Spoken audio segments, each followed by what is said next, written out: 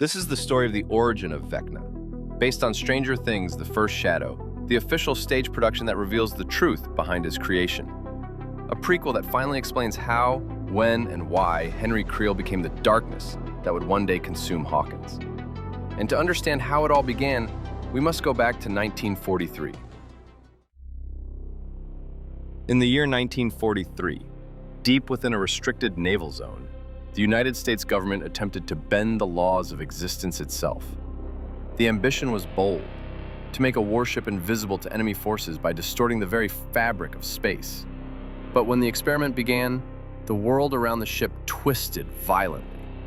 Light fractured, water evaporated, reality tore open like a living wound, and the Eldridge vanished into a storm of darkness that swallowed it whole. The ship did not disappear into nothing. It reappeared in a place beyond all human imagination, a realm later whispered about under the name Dimension X. From this nightmare rose creatures that moved like shadows given hunger and purpose. They crawled over the rails, the sailors fought, but rifles and courage meant nothing in this forsaken dimension. One by one they fell, devoured by a place that had no mercy. Against all odds, the ship's commander, Captain Brenner, survived. He lay trembling in a military hospital as doctors worked in silence. When they examined his blood, fear replaced confusion.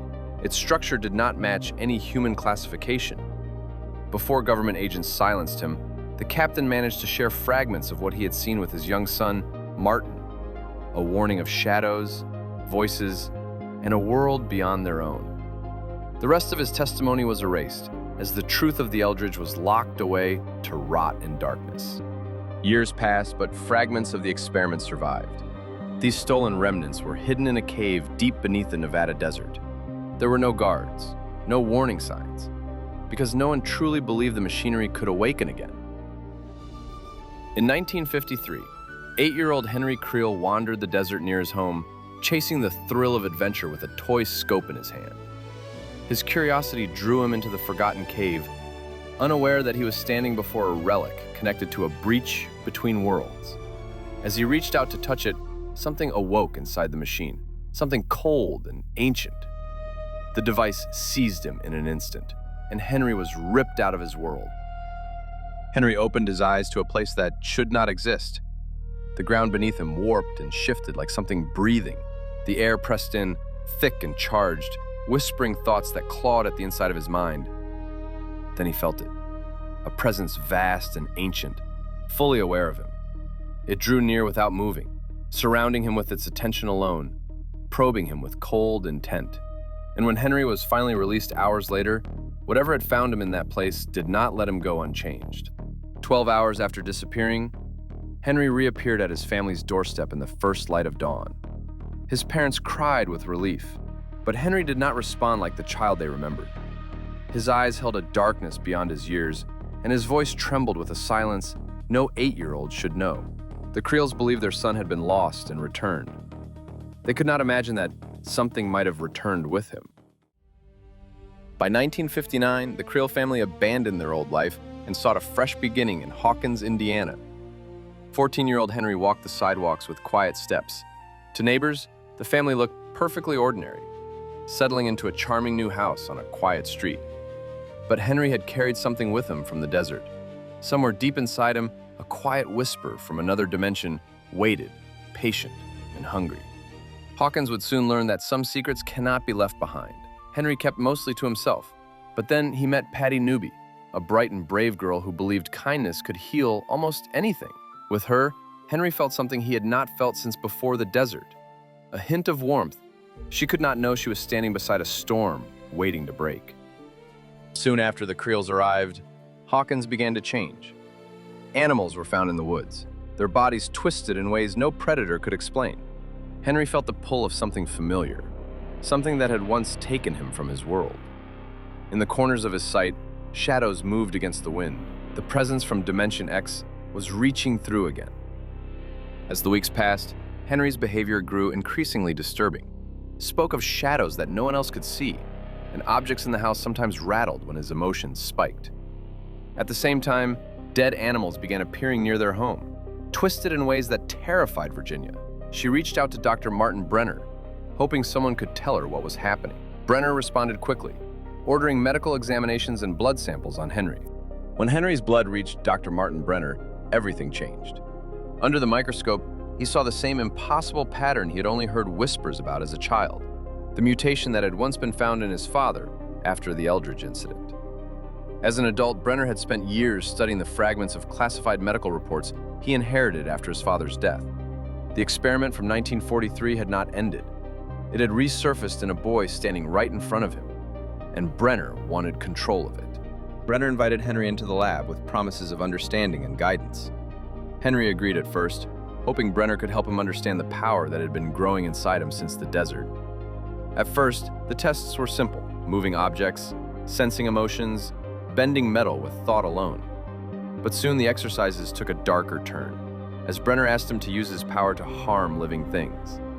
Henry refused, clinging desperately to the last pieces of his humanity. To Brenner, that hesitation was not strength. It was a flaw that needed to be removed. Patty continued to shine as the only good thing in Henry's life. She believed in him even when he did not believe in himself. But Brenner watched them closely, noting how Henry's power shifted around her. As long as Patty existed, and Brenner wanted a weapon, not a boy. In his mind, Patty was an obstacle. Obstacles needed to be removed. Tension rose in the Creel household, as Henry sensed that his mother planned to hand him over to Brenner. To him, her fear and decision felt like the ultimate betrayal. Anger surged through him, sharpened by the influence of Dimension X, and he directed his power at her in a cold, deliberate outburst. But when the psychic force erupted, it expanded far beyond what he intended. His sister, standing close beside their mother, was caught in the blast and killed instantly. When the house fell silent, both were dead, his mother by intent, his sister by terrible consequence. The world blamed his father, never knowing the truth. During a school event, emotion and power collided in a nightmare. Henry tried to push Patty away from Brenner's reach, but the volatile force inside him surged instead. His emotions around Patty made his power unstable, the one thing he could never control. She survived, but the fragile bond Henry had clung to, the last piece of humanity he still recognized, shattered forever. With his family gone and Patty broken, Henry no longer fought his fate. No love, no home, no reason to pretend he was the boy he once had been. He stared out of the transport van with empty eyes as soldiers escorted him back to the place he feared most. Brenner had claimed him at last. He was something in between worlds. In the early 1960s, Henry's transformation deepened behind locked laboratory doors. Endless experiments forced him to push further into the power that had been placed within him by Dimension X. What remained was a being shaped by human cruelty and an ancient force that had chosen him long ago. Brenner believed he was creating a perfect weapon. In truth, he was nurturing something far more dangerous.